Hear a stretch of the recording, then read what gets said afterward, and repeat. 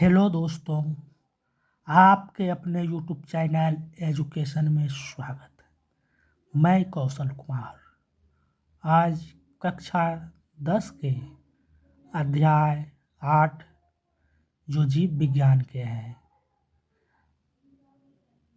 Science के अंतर्गत physics, chemistry, bio यानी कि भौतिकी, रसायन एवं जीव विज्ञान को एक ही में रखा गया है।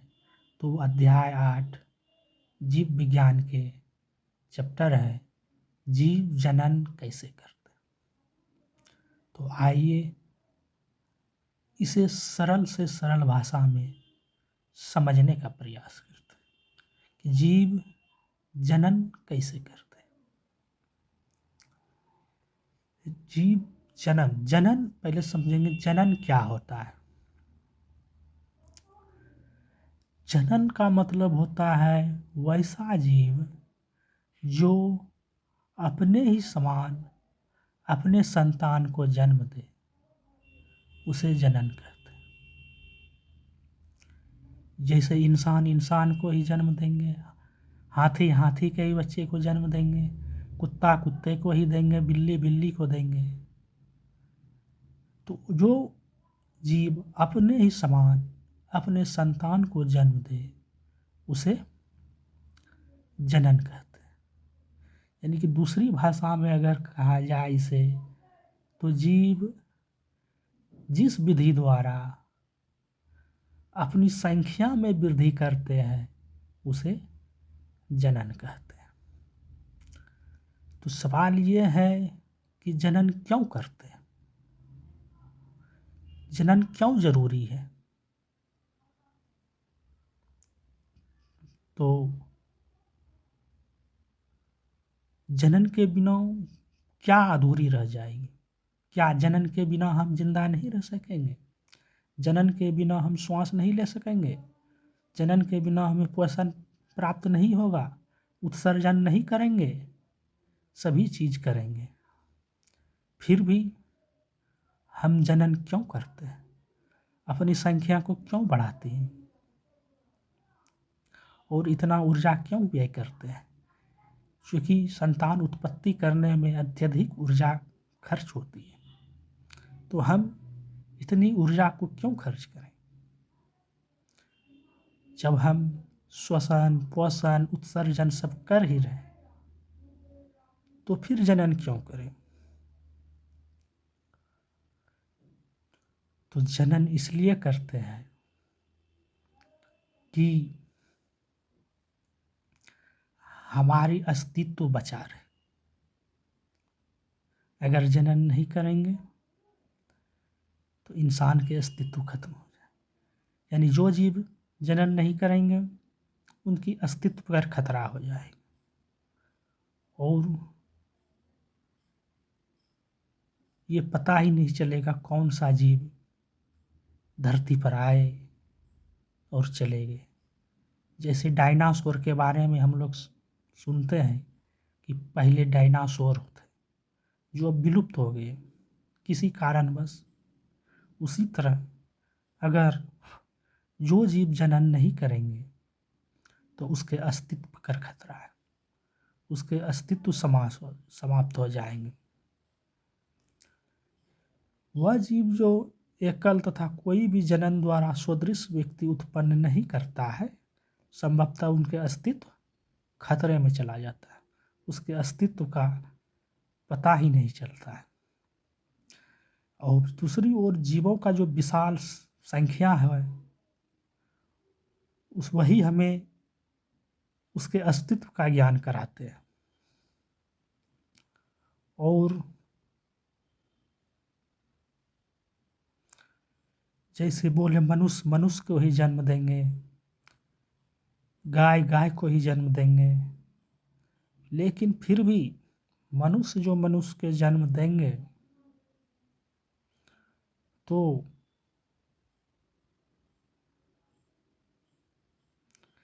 एक ही स्पीशीज के रहते हुए भी उसमें कुछ हद तक अंतर भी पाया जाए और बहुत सीमा तक समान भी देखने को मिलते हैं। तो ऐसा क्यों होता है, आगे इसको जानेंगे। तो ये तो समझ गए जीव जनन, जनन किसे कहते हैं या जनन क्यों जरूरी है।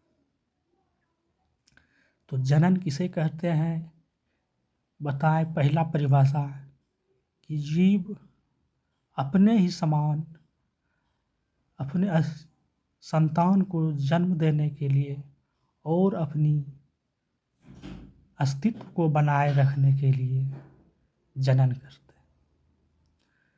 दूसरी परिभाषा ये हो जाएगी, जीव जिस प्रक्रम या जिस विधि द्वारा अपनी संख्या में वृद्धि करते हैं उसे जनन यानी रिप्रोडक्शन कहते हैं। इतना समझ में आ गया। हम लोग धीरे धीरे चलते हैं ताकि सभी बातों को समझते हुए जाएं। अब 8.1 है एनसीईआरटी के। एनसीईआरटी और एससीईआरटी दोनों को हम साथ लेके चल रहे हैं और दोनों से हम ऑब्जेक्टिव क्वेश्चन कराएंगे, जिससे 10th क्लास के बच्चों के साथ साथ कॉम्पिटिटिव एग्ज़ाम के स्टूडेंट के भी तैयारी हो जाएगी, जिसमें बीपीएससी, ट्री, पैरामेडिकल इत्यादि में 9-10 से बहुत सारे सवाल पूछे जाते हैं। अब एनसीईआरटी 8.1 है, क्या जीव पूर्णतः अपनी प्रतिकृति का सृजन करते हैं। क्या जीव पूर्णतः अपनी प्रतिकृति का सृजन करते हैं। तो प्रतिकृति क्या होता है, एक तरह से कॉपी। जीव पूर्णतः अपनी कॉपी का पूर्णतः सृजन करते हैं। कॉपी एक, इसे बायोलॉजिकल भाषा में रेप्लिकेशन कहते हैं, जो विस्तार से इंटर में पढ़ना है। यहाँ सिर्फ इतना जाने, प्रतिकृति का मतलब कॉपी होता है। जीव अपने कॉपी यानी कि अपने ही समान जो जन्म दे रहे संतान को पूर्णतः सृजन करते हैं। तो बताए पूर्णतः सृजन नहीं करते हैं, कुछ न कुछ विभिन्नताएं होती। एक समान दिखाई देते हैं, अपने समान फेस दिखाई देंगे जिसके संतान होंगे, लेकिन फिर भी कुछ न कुछ वह समानताएं होती हैं। तो वही पढ़ना है, क्या जीव पूर्णतः अपनी प्रतिकृति का सृजन करते हैं। तो आइए एक एक लाइन देखते हैं। विभिन्न जीवों की अभिकल्प, अभिकल्प का मतलब होता है क्या, डिजाइन। यानी विभिन्न जीवों की अभिकल्प यानी डिजाइन, आकार एवं आकृति समान होने के कारण ही वे सदृश प्रतीक होते हैं। आप देखेंगे किसी भी जीव को देख लें, उसके आकार, आकृति, डिजाइन जो है सदृश यानी कि समान, उसके समान दिखते हैं, प्रतीक होते हैं। किस कारण से, उसके डिजाइन से, आकार से, आकृति से। इतना तक समझ गए, आगे चलते हैं। शरीर का अभिकल्प समान होने के लिए उनका ब्लूप्रिंट भी समान होना चाहिए। यानी शरीर का जो है डिजाइन समान होने के लिए उनका ब्लूप्रिंट का मतलब होता है रूपरेखा यानी मूल योजना, उनकी रूपरेखा भी समान होना चाहिए। आपने आधारभूत स्तर पर जनन जीव के अभिकल्प यानी डिजाइन का ब्लूप्रिंट यानी कि रूपरेखा तैयार करता है। अपने आधारभूत स्तर पर जनन जीव के अभिकल्प यानी कि डिजाइन का ब्लूप्रिंट यानी रूपरेखा तैयार करता है। कक्षा 9 में आप पढ़ चुके होंगे। कक्षा 9 में भी ये बहुत हद तक बता दिए गए हैं यहाँ से कि कोशिका चैप्टर में पढ़े होंगे। कोशिका के केंद्र में पाए जाने वाले गुणसूत्र के डीएनए के अणुओं में आनुवांशिक गुणसूत्रों का संदेश होता है। यानी कि उसमें पढ़े होंगे कि डीएनए में जो है आनुवांशिक गुणसूत्र का संदेश होता है। डीएनए का फुल फॉर्म होता है डीऑक्सीराइबोन्यूक्लिक एसिड, जिसे हिंदी में डीऑक्सीराइबोन्यूक्लिक अम्ल लिखा हुआ है, अम्ल कहते हैं। तो डीएनए में ही अणुओं के आनुवांशिक गुणों का संदेश होता है। मनुष्य के डीएनए में ही आनुवांशिक गुण का संदेश होता है, जो उसके जनक से संतति पीढ़ी में जाता है। यानी कि जनक जो जन्म देने वाला है, यानी कि माता पिता पेरेंट्स, उससे संतति में जाता है, यानी कि उससे उसके बच्चे में जाते हैं, संतति पीढ़ी में जाता है। अब कोशिका के केंद्र के डीएनए में प्रोटीन संश्लेषण हेतु सूचना निहित होते हैं। यानी कोशिका के केंद्र के डीएनए, यानी सेल्स के जो केंद्र में डीएनए है, उसमें प्रोटीन संश्लेषण सिंथेसिस की सूचना निहित होती है। इस संदेश के भिन्न होने की अवस्था में बनने वाले प्रोटीन भी भिन्न होती है। अगर इस संदेश में भिन्न हो जाए किसी कारणवश, तो उस अवस्था में जो प्रोटीन बनेंगे उसमें भी भिन्न होगी। और जब भिन्न प्रोटीन होगा तो शारीरिक अभिकल्प, यानी शरीर का डिजाइन भी भिन्न हो जाएगी, विभिन्नता हो जाएगी। यानी कि आप देखते होंगे कि पेरेंट्स लंबे हैं, उसके माता पिता, फिर भी संतति नाटे कथ के हो जाते हैं, बौने हो जाते हैं। तो वो जो किसी कारणवश संदेश जो है, मैसेज जो है डीएनए से भिन्न चला जाता है, तो प्रोटीन का जो है भिन्नता होने के कारण उसके शारीरिक डिजाइन में भी भिन्नता आ जाएगी। यहाँ तक समझने में किसी को कोई दिक्कत नहीं हुई। यहाँ तक देख लेते हैं फिर से कि क्या जीव पूर्णतः अपनी प्रतिकृति का सृजन करते हैं, तो सवाल का जवाब आया नहीं। सभी जो है पूर्णतः तो नहीं करती है, कुछ हद तक करती है। इसमें कहा गया है शरीर का जो डिजाइन है, डिजाइन के अनुसार उसके ब्लूप्रिंट तैयार होता है, और वो ब्लूप्रिंट तैयार होने से जो डीएनए में जो गुणसूत्र होते हैं, क्रोमोसोम होते हैं, उससे संदेश एक पीढ़ी से दूसरे पीढ़ी में जाते हैं। और उसमें अगर किसी प्रकार की भिन्नता होती है, डीएनए में प्रोटीन संश्लेषण की किसी प्रकार की भिन्नता होती है, तो उसके शारीरिक अभिकल्प यानी कि डिजाइन में भी भिन्नता होगी। आगे चलते हैं, आराम आराम से समझेंगे इसको, कोई हड़बड़ी नहीं है। अतः जनन की मूल घटना डीएनए की प्रतिकृति बनाना है। यानी जनन का जो मुख्य काम है डीएनए की प्रतिकृति, यानी कि कॉपी, यानी कि रेप्लिकेशन बनाना है।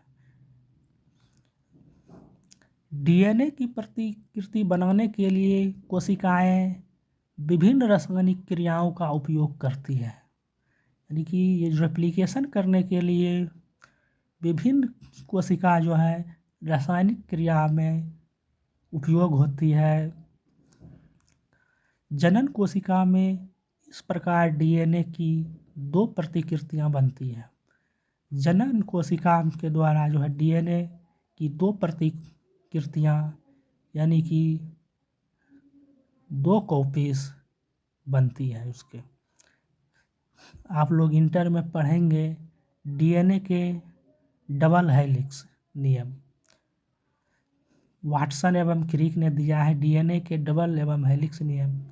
तो वही कहता है कि डीएनए की 2 प्रतिकृतियां बनती हैं, 2 स्ट्रैंड बनते हैं, जो इंटर में पढ़ेंगे, यहाँ इतना ही जान लें।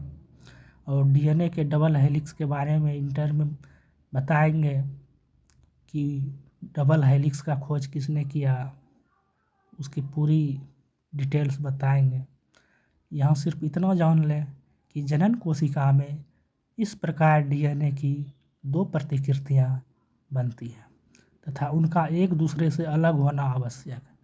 दोनों जो है एक दूसरे से अलग होता है, परंतु डीएनए की एक प्रतिकृति जो है मूल कोशिका में रखकर दूसरी प्रतिकृति को उससे बाहर निकाल देने से काम नहीं चलेगा। यानी कि एक ठो को अगर हम बाहर निकाल देते हैं स्ट्रैंड को, तो उसमें गड़बड़ी हो जाएगी, काम नहीं चलेगी, क्योंकि दूसरी प्रकृति के पास जो है जैव प्रक्रमों के अनुरक्षण हेतु संगठित कोशिकीय संरचना तो नहीं होती है, क्योंकि दूसरी प्रकृति के पास जो है अलग चीज़ होते हैं और पहले के पास अलग होते हैं। जैव प्रक्रम अनुरक्षण यानी कि लाइफ प्रोसेस मेंटेनेंस, जो मैंने पहले ही पढ़ा चुके हैं। आगे है, इसलिए डीएनए की प्रतिकृति बनने के साथ साथ दूसरी कोशिकीय संरचनाओं का सृजन भी होता रहता है। इसके बाद डीएनए की प्रतिकृतियाँ विकल हो जाती हैं और एक कोशिका विभाजित होकर 2 कोशिका बन जाती है। यहाँ तक आराम से समझ गए होंगे। अब आगे है, यह दोनों कोशिकाएं यद्यपि एक समान है, परंतु क्या वे पूर्णतः समरूप है? पहले ही बता दिए है, नहीं है। दोनों कोशिकाएं यद्यपि एक समान है, परंतु क्या वे पूर्ण रूपेण समरूप है? नहीं है। इस प्रश्न का उत्तर इस बात पर निर्भर करता है कि प्रतिकृति की प्रक्रियाएं कितनी यथार्थता से संपादित होती हैं। यथार्थता मतलब होता है वास्तविकता, यानी कितनी वास्तविकता से संपादित होती है। कोई भी जैव रासायनिक प्रक्रिया पूर्ण रूपेण विश्वसनीय नहीं होती। कोई भी जैव रासायनिक क्रिया, बायोकेमिकल प्रोसेस पूर्ण रूपेण विश्वसनीय नहीं होती है। अतः अपेक्षित है कि डीएनए प्रतिकृति की प्रक्रिया में कुछ विभिन्नता होगी, विभिन्नता आएगी।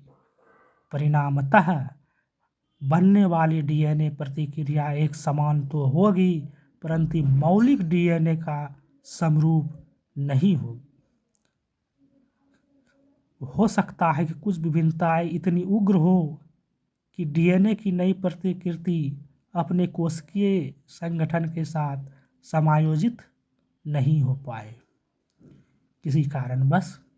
इस प्रकार की संतति कोशिकाएं मर जाती है और दूसरी ओर डीएनए प्रतिकृति की अनेक विभिन्नताएं इतनी उग्र नहीं होती।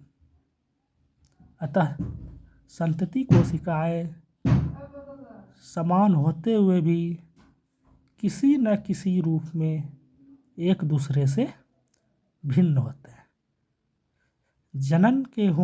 जनन में होने वाली यह विभिन्नताएं जैव विकास का आधार है, जिसकी चर्चा अगले अध्याय में करेंगे कि कैसे जनन में होने वाली यह विभिन्नताएं जैव विकास यानी कि बायोडेवलपमेंट का आधार है। इसकी चर्चा आगे। तो यहाँ तक में क्या सीखे? जीव जनन कैसे करते हैं, क्यों करते हैं, क्या जीव पूर्णतः अपनी प्रतिकृति का सृजन करते हैं कि नहीं करते हैं, सारी बातों को मैंने समझने का प्रयास किया, समझाने का प्रयास किया। आप लोग भी समझने की पूर्णतः प्रयास किए होंगे, कहीं कोई दिक्कत नहीं हुई होगी। आगे हम चलते हैं 8.11 विभिन्नता का महत्व। विभिन्नता का क्या महत्व है? देखिए, आपने देखा एक पेरेंट के ही जो संतति है वो 100% पेरेंट के समान नहीं होती है, विभिन्नताएं होती हैं। तो इस विभिन्नता के कुछ महत्व हैं, इसको हम लोग जानने का प्रयास करते हैं। अपनी जनन क्षमता का उपयोग कर जीवों की समष्टि पारितंत्र में स्थान अथवा निकेत ग्रहण करते हैं। यानी कि अपने उपयोग कर जीवों की समष्टि पारितंत्र में स्थान अथवा निकेत ग्रहण करते हैं। समष्टि का क्या मतलब होता है? समष्टि किसे कहते हैं? आबादी। समष्टि, समष्टि का मतलब होता है, पहले समष्टि और स्पेसीज के बारे में जान लें, तब आगे समझने में आसानी होगी। तो समष्टि को जानने से पहले स्पीसीज को समझें। स्पीसीज क्या होता है? स्पीसीज और समष्टि में क्या अंतर है? स्पीसीज उसे कहते हैं जो एक ही प्रकार के ऐसे जीवों को जीवन विषयक कार्यों में परस्पर सहायक होते हैं और अंतर जनन द्वारा अपने ही जैसे संतानों की उत्पत्ति करते हैं, उसे जाति या स्पीसीज कहते हैं। एक तरह से जनन को ही स्पीसीज कह सकते हैं।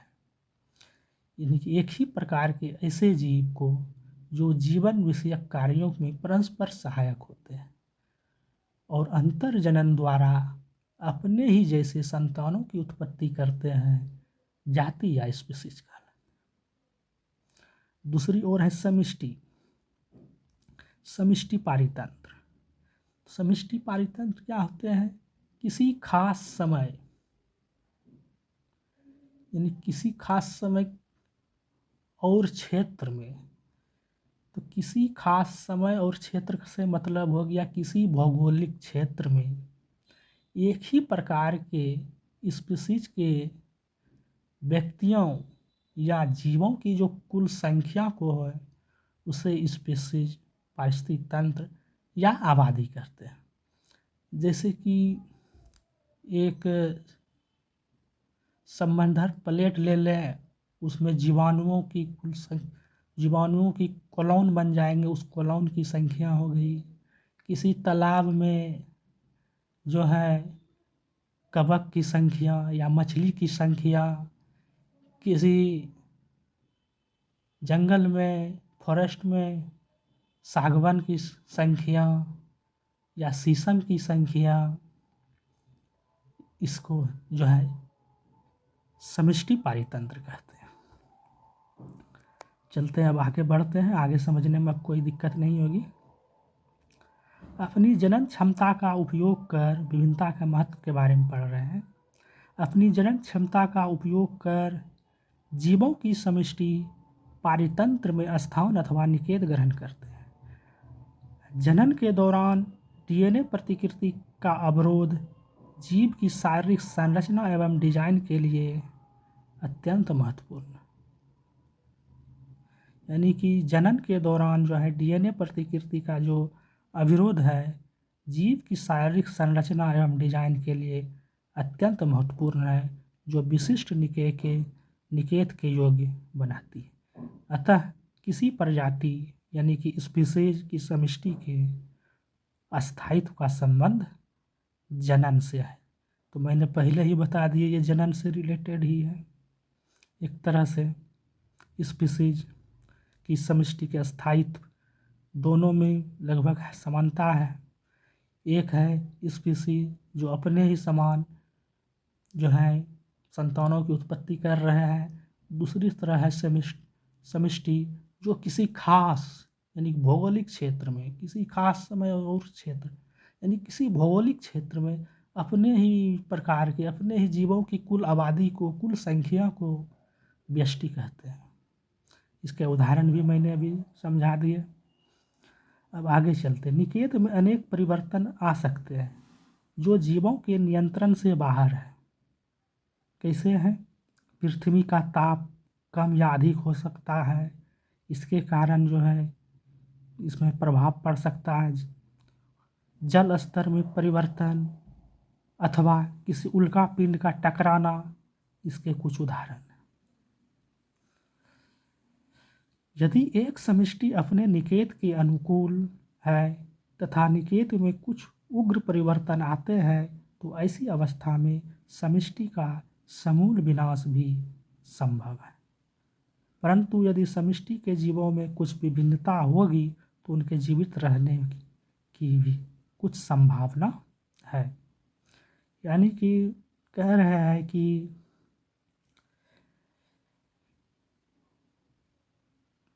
पृथ्वी का ताप कम या अधिक होने से, जल स्तर में परिवर्तन होने से, उल्का पिंड के टकराने से जो है समष्टि निकेत के अनुकूल या निकेत के उग्र परिवर्तन आते हैं तो ऐसे अवस्था में जो है समष्टि खतरे में पड़ जाएंगे। लेकिन जिस समष्टि में थोड़ी बहुत कुछ विभिन्नताएं होगी उसे बचने का भी कुछ चांस है।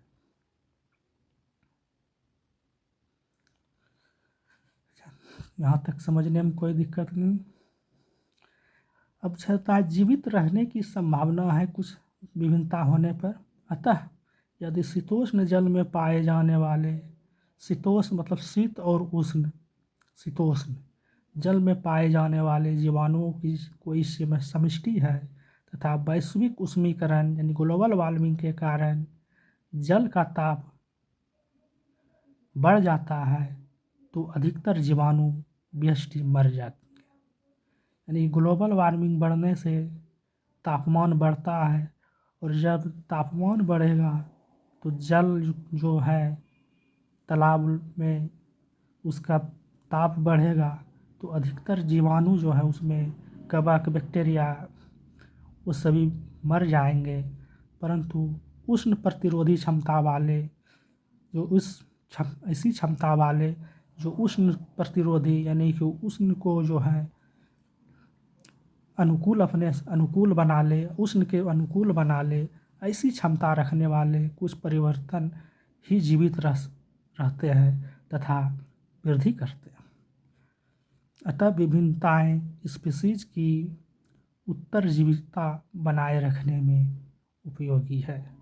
इसलिए कहता है कि विभिन्नताएं जो है स्पीशीज की उत्तरजीविता बनाए रखने में उपयोगी है।